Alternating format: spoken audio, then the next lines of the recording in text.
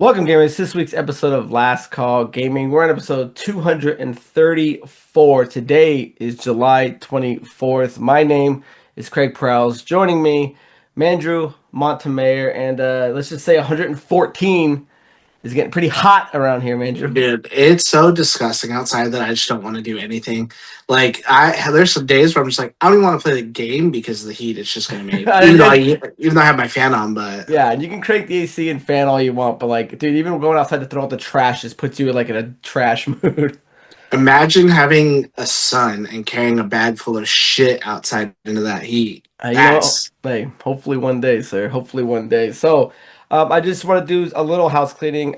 We're back an episode or two behind. So essentially, Andrew did have some family stuff that he had to go do a week ago. I've had some stuff that I've personally had to be doing at home that has kind of taken my attention. So, apologies for not having an episode within the last week. But we did want to get an episode out for you guys at least this week with a couple of stories. I know we're a few big news topics behind. There was a lot of stuff happening with Xbox over there with all the things that are going on with layoffs and there's things, but that's now 2 weeks old. If anything kind of more develops on that, we'll definitely kind of pick that up and talk about it as it comes. I do got to say, next week I'm going on a trip. I'll be gone from a Sunday to a Sunday. So I don't know if maybe Andrew, you want to try to do a little something, but if not, we'll have an episode out ready for the first week of August is what I would predict, right? yeah, I might do a little something, maybe Just with a like little Halo or something. something. Yeah, just a little something, something. But Nice. So I just we'll, want to we'll give you see how it guys a heads goes. up. Yeah. If anything you want to do, hey, you got full reins of the court, my friend. So if you guys are watching us on YouTube, make sure you like, comment, subscribe, share, hit the notification bell. If you guys are interested in following us on social media, our link is in the description. You can follow us on Facebook and on Instagram. And if you guys are listening to the audio only version of this podcast, you can find us on your podcast platform of choice. So before we dive into our main topic, we like to do off the top. When I try to take a second, we look at some smaller stories that I'm kind of going around, or maybe something that perhaps missed your radar, and we like to put it back on there. And the first one that we definitely wanted to talk about was that Assassin's Creed for BlackFlag Resync has obviously came out. It is a ground up remake of the 2013 classic released on July 9th, 2026 on the PlayStation, Xbox, and the PC. And it's doing pretty well, Andrew. So the original game back in its day sold over 15 million copies in its lifetime. The current remake has sold over 3.5 million copies worldwide so far, doing in its day one, reaching 2 million copies sold on launch day. Week one surpassed 3 million, and as of week two, it is on its 3.5 million units and climbing. So, the only bummer I would say is that because they just launched a lot of the games, especially the original Black Flag on Nintendo Switch 2. I don't know why there's because I mean I was gonna get it for Sam, but there is no copy for Nintendo Switch 2, and as far as I know, they don't plan on releasing one. But which I would imagine would only add sales to the number that it's doing great on. So I'm not curious. I'm curious of why they would not have it on Nintendo. But as far as the numbers that it's doing, I mean, I knew Assassin's Creed. They're kind of hit or miss with how big they can do. You get ones like Mirage that kind of don't do as well. You get ones like Odyssey or Origins that actually sell exceptionally well. So, how did you think Black Flag Resync was going to sell, Andrew? Because obviously, Black Flag is a lot of people's favorite. It's definitely mine. So, high hopes that it's doing well. And kudos that it is. I thought it would do well enough regardless because at the very least, that's a lot of people's like favorite games. I personally really like Black Flag a lot.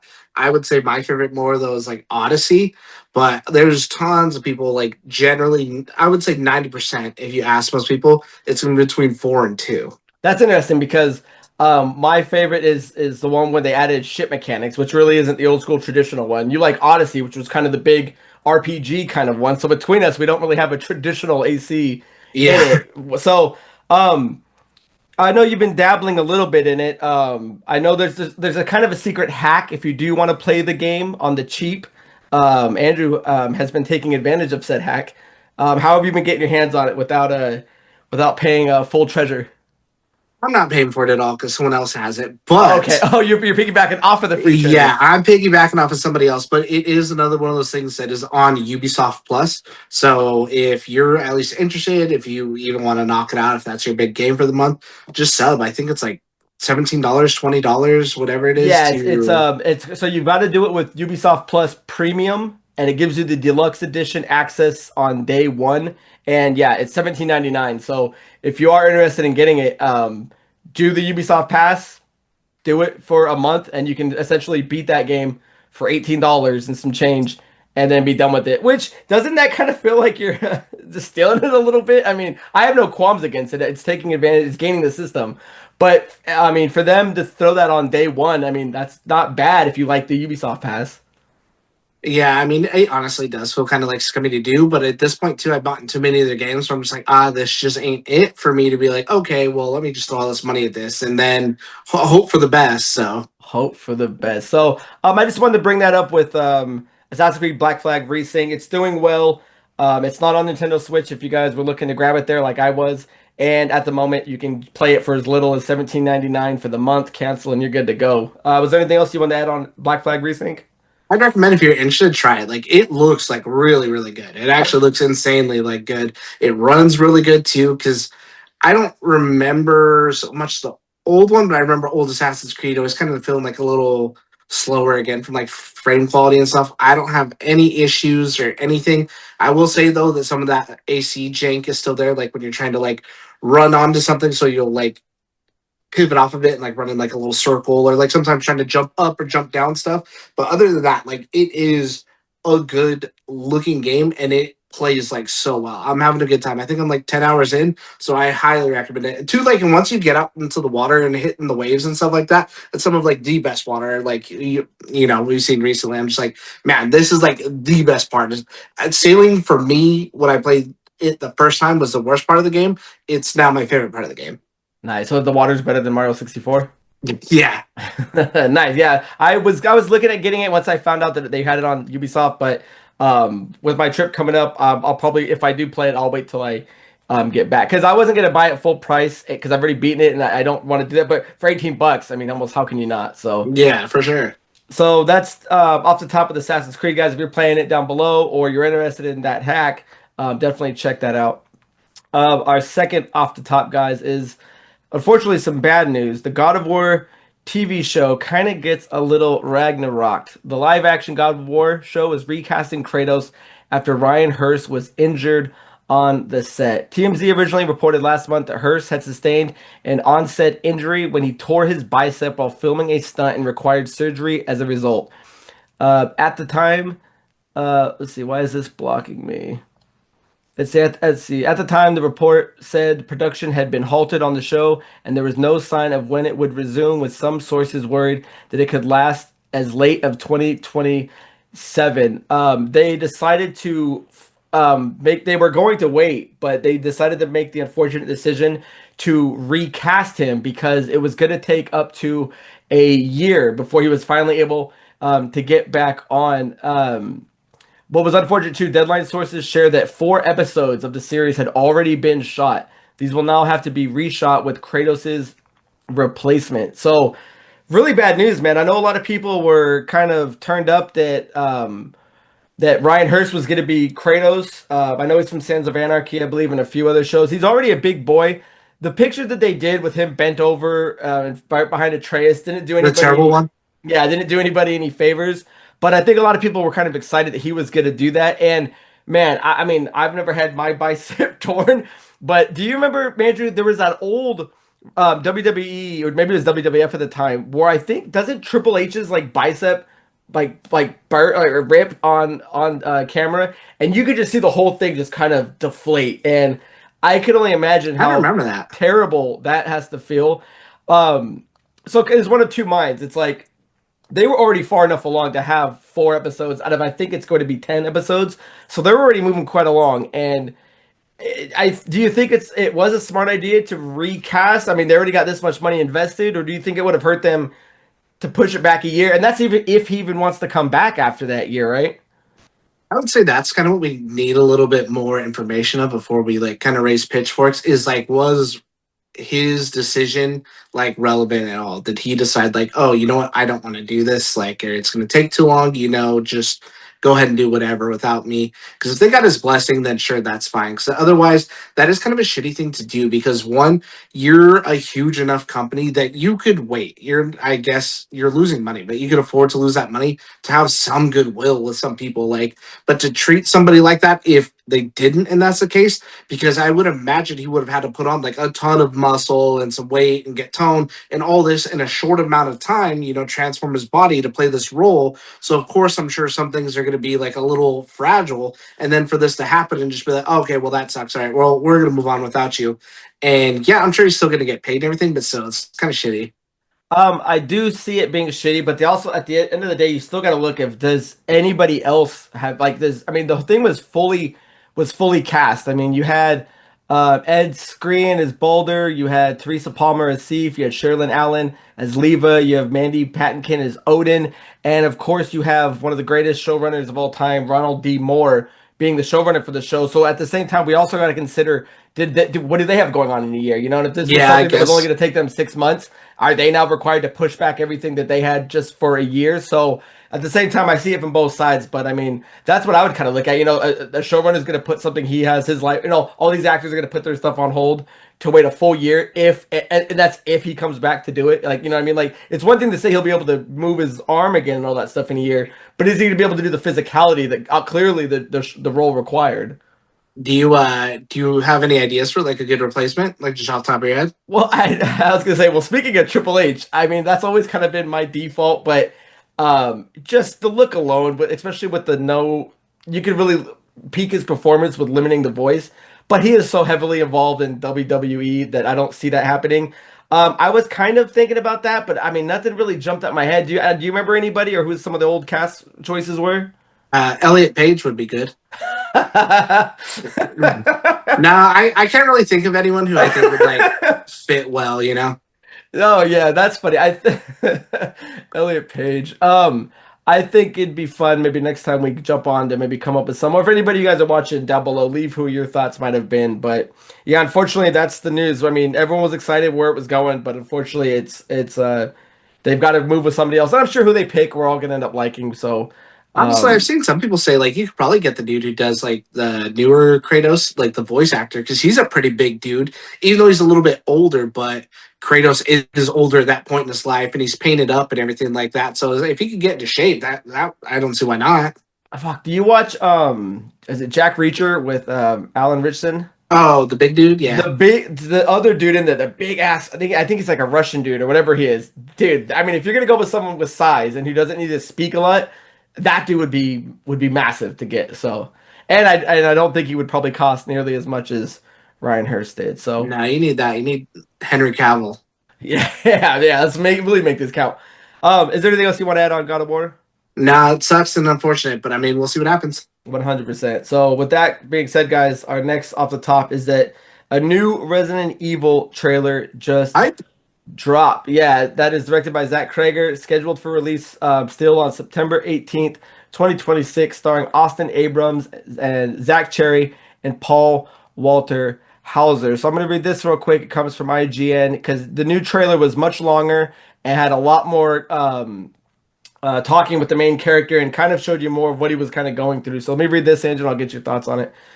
It says Resident Evil's movie trailer provides our best look yet at Zack Krager's survival horror adaptation, including a couple more Easter eggs for fans of the games.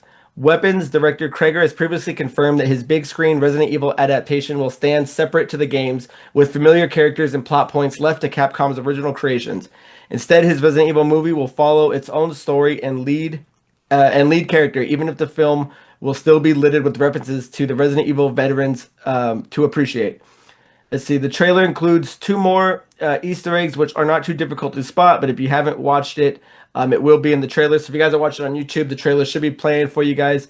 So keep an eye out for them.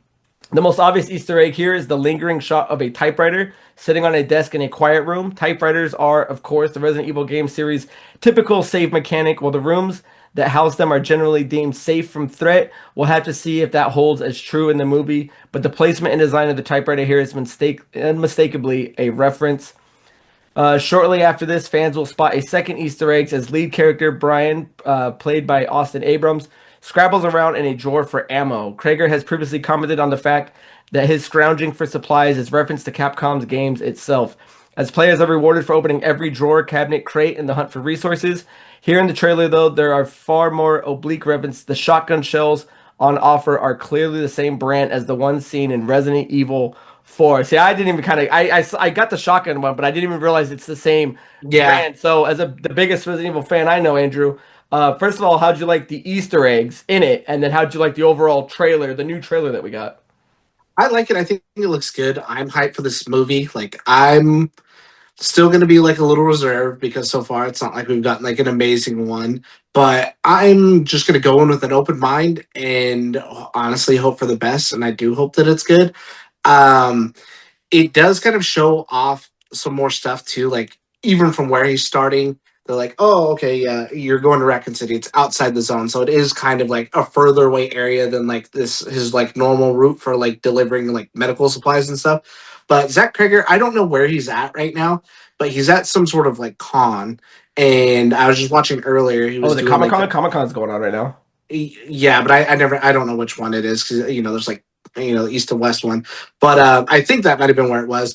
But he's doing a panel and he was talking about like, oh, obviously I know Resident Evil doesn't take place in the snow. I do want it set in the snow. I think he's saying that this one it's weird. It's so it takes place I think around two, but it's not in 1998. So if that timeline was moved up, he did confirm that it is in 2026. And that the dude, I remember we brought this up in the last trailer. If he had like an iPhone, it looked like an iPhone. He's like, oh, yeah, he does have an iPhone. So he's like, I don't think it takes away from anything. I brought it. That's kind of my, I don't want to say biggest reservation because I feel like that's kind of part of what I like about the original like Resident Evils, like those, like when you go back and play those games or even like watch trailers or anything from like that, it's like a timepiece. But maybe it feels better for somebody like us who grew up in the '90s too. But also that technology isn't too far along to where like, oh, there's a zombie outbreak, so how did not everybody see it on their cell phone? Versus, you know what I mean? Ah, So yeah, that's product of kind its of time. Yeah. yeah, that's kind of more been my big thing about it,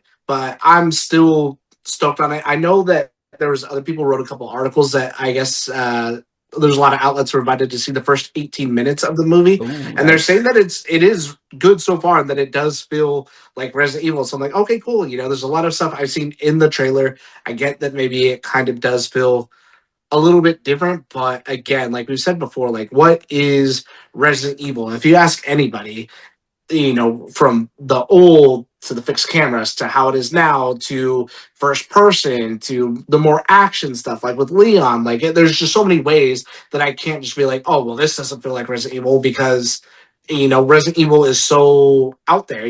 There is a core, and I feel like it does hit the core at least. Yeah, see, I like that. Yeah, there's a core and it does hit that. And I feel the trailer went out of its way to make sure that, like, hey, this is to make sure. Because I was talking with a friend of mine that works with me.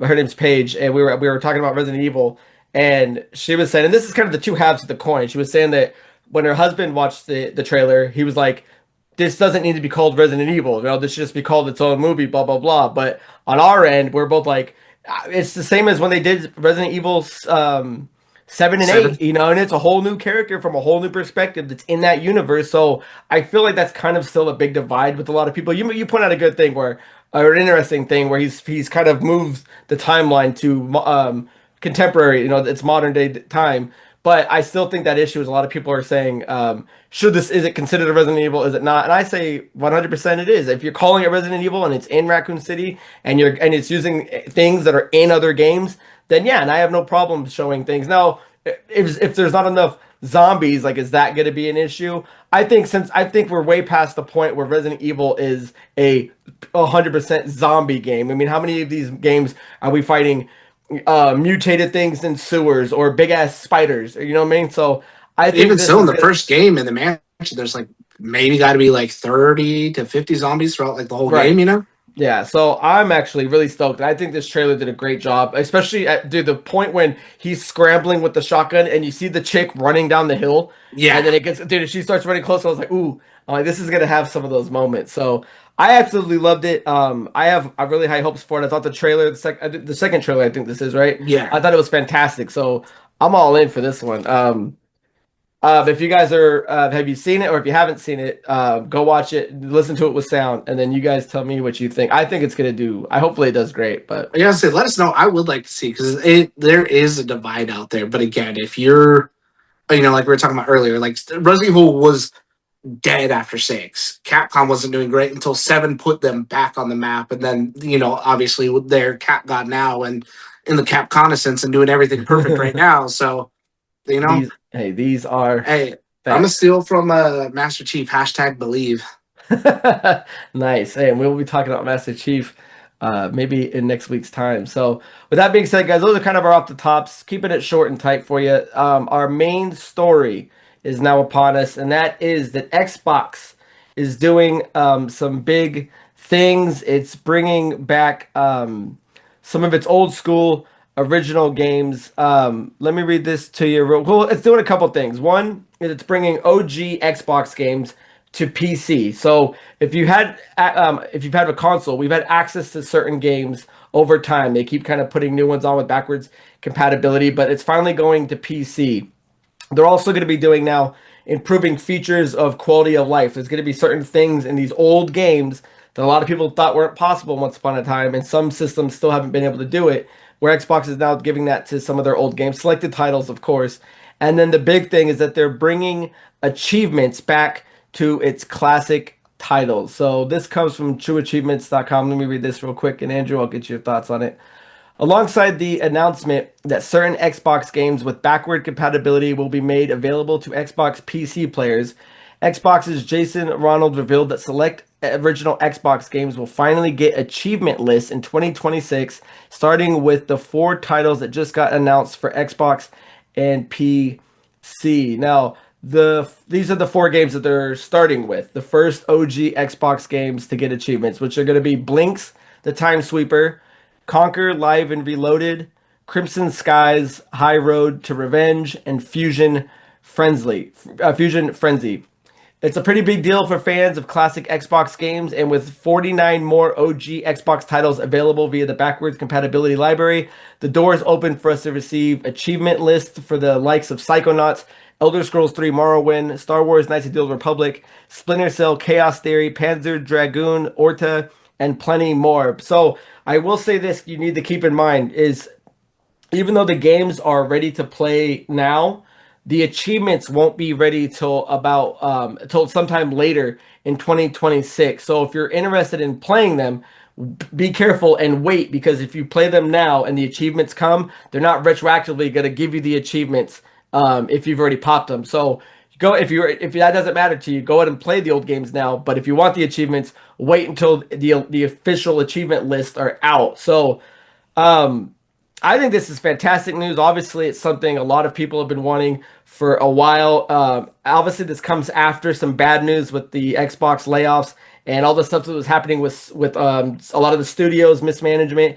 But at the end of the day, Andrew, are we considering this a win for at least I don't want to say hardcore Xbox fans, but for the Xbox fan in general, especially people Hey, that like backwards compatibility? hey, finally, someone's taking care of us. Someone's taking care of us. So you think Uh, it's a good idea? no, I think it's good because if anything, too, it might even drive. There are lots. I'm one of those people who it's hard for me to want to go back and play like a dated game, but if I know I'm going to get achievements on it, then for sure. 100%. Because I wanted to play like KOTOR or Morrowind because I dabbled in those when they like originally came out, but I didn't like get as into. I kind of wasn't into those kind of games like I am now. That I have wanted to go back and play, but I'm like, do I really just want to test my patience here with something that obviously feels dated, maybe runs a certain way, and they can make it run as nice as it does. But I'm like, okay, cool. Now here's a nicer like little bonus that might drive me to at least for sure try it out and get Yeah. further than I would have. Especially if they're doing quality of life improvements too. So not just putting the old game on there, not just putting achievements on it, but like making it feel better, adding things that are modern day. With that being said, I was looking up a list of like a bunch of games that most people are wanting to get achievements for on its catalog. You've got Halo Combat Evolved, Halo 2, Fable, Phantasy Star Online. They mentioned Psychonauts, Prince of Persia, Sands of Time, Grand Theft Auto San Andreas. I mean, there's so many old school good ones. Jade Empire.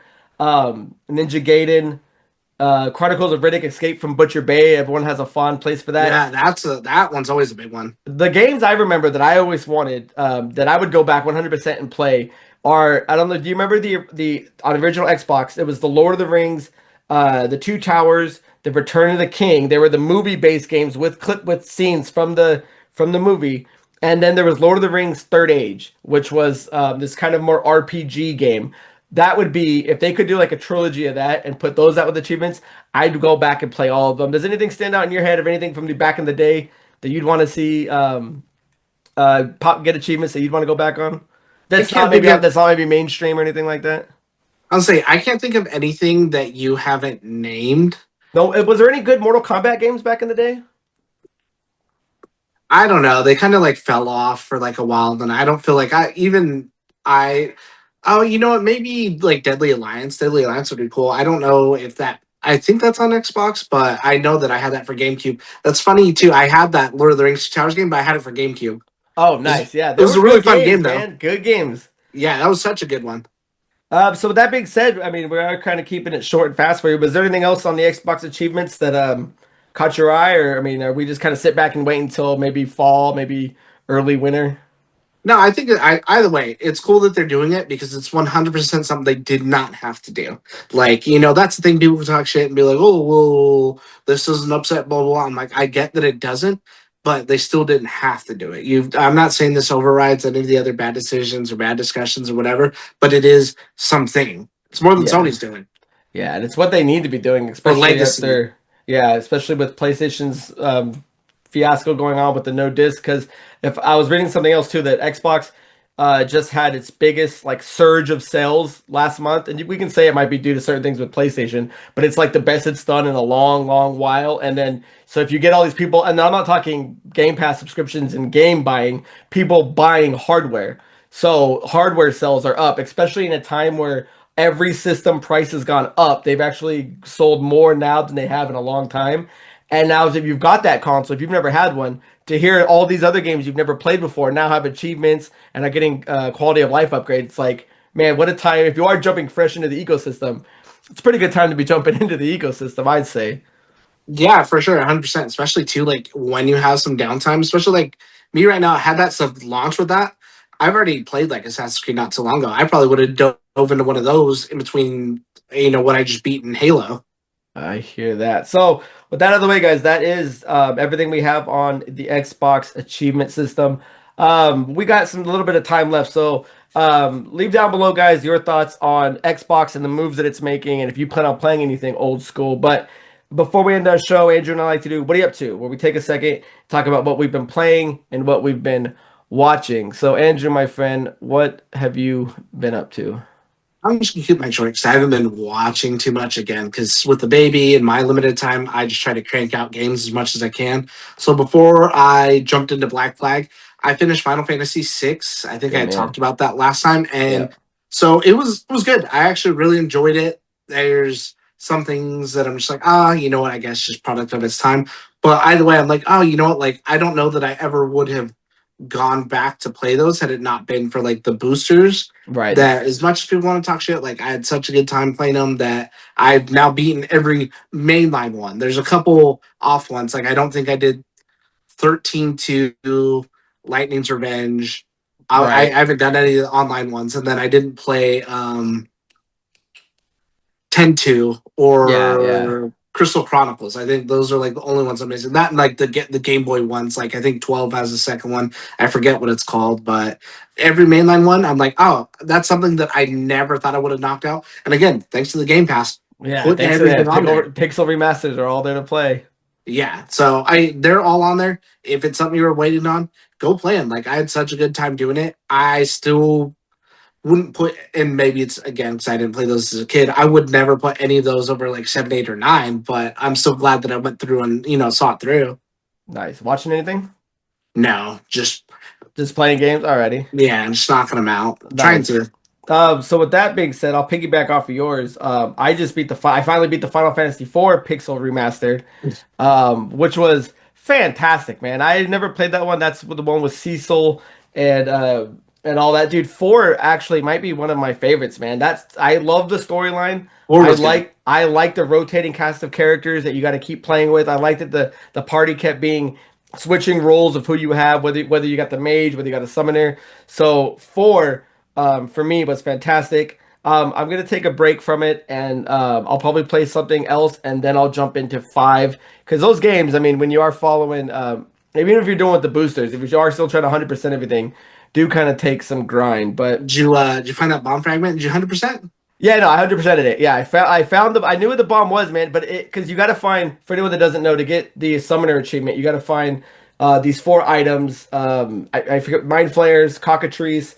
something else, and then the bomb. The bomb was taking me for dude, it took forever. And then you had to I got the I had to do did you get the pink tail or whatever? And Yeah. yet yeah, so that one took a while too, but yeah, I Dude, finally ended up all those 100%ing it. random ones for like items, like I got the bomb fragment somehow earlier in the game Well, it's from not a a bomb way. fragment because there's bomb fragments and then there's bomb and you need the bomb. Oh, whatever it is, Right. I actually already had it, but that guy dropped the same thing just the one time that I had fought him, and then yeah, even like the pink, all that stuff, like I got like fairly quick. There was just a couple enemies that I kept. Well, I'm like, all right, this is what's taking a little while, Oh but yeah, yep. that's the last one I 100%. I did not 100% 5 and 6. Yeah, see, once you said that too, I'm kind of nervous if I'm going to. I follow a certain guide, Matt. Shout out to Masked Matador. That's who I follow. I don't, I you because you like doing a website, right? You don't follow a YouTube guy. Yeah, I think I'm on like the PSN trophies, and it was good all the way up until 5, and then it's not the guide's fault, but I just got tired of some of the shit with the game. I'm like, okay, I'm over this. Nice. As far as what other I played, there was I played Teenage Mutant Ninja Turtles Splintered Fate, which is a roguelike brawler game developed and published by Super Evil Megacore, set in a distinct continuity, partially inspired by IDW publishing Teenage Mutant Ninja Turtles to comic book mythology. The main story follows the Turtles on a quest across New York to save their master, Splinter, from Shredder and his Foot Clan. I have this on Switch too because it was on sale one day for like $3, and I told Casey to buy it. I think he has it. I think CN has it, but we haven't been able to link up a time. But Ramundo has it as well, and me and him were on it one night for like 2 hours, dude, and it's pretty badass. I had fun with it. I was playing Donatello. He was playing Raphael. There's you can obviously make these different builds with your character, and there's different like unique things you can do when you go back to your home base. So you can like after you beat certain things or pick up certain items, you'll get options to be like, okay, what do you want to build up? You know, are you building up your abilities? Are you building up your passives? So if you're into roguelikes, which I've slowly started becoming a bigger fan of, this game is a lot of fun. You can play it by yourself, you can play it co-op, or you can play it online multiplayer like I was playing with Ramundo. So multiple ways to get a full team on there. I think you can buy the deluxe edition right now, which has like bonus characters like Casey Jones and things like that. So it's actually a lot of fun. As far as what I've been watching, I'll make it quick. I started watching Welcome to Wrexham, which is the Ryan Reynolds and Rob McElhenney, them taking over Wrexham Soccer. I started watching that on Football, Disney Hulu Plus. It's actually a lot of fun, man. I'm not a big soccer fan, but football. football, you got to quit fucking calling it soccer, mate. But it's actually getting me more interested in it, and I'm on season one, episode 10. I think there's 5 seasons altogether. Did you I start watching finished this after or before the World Cup?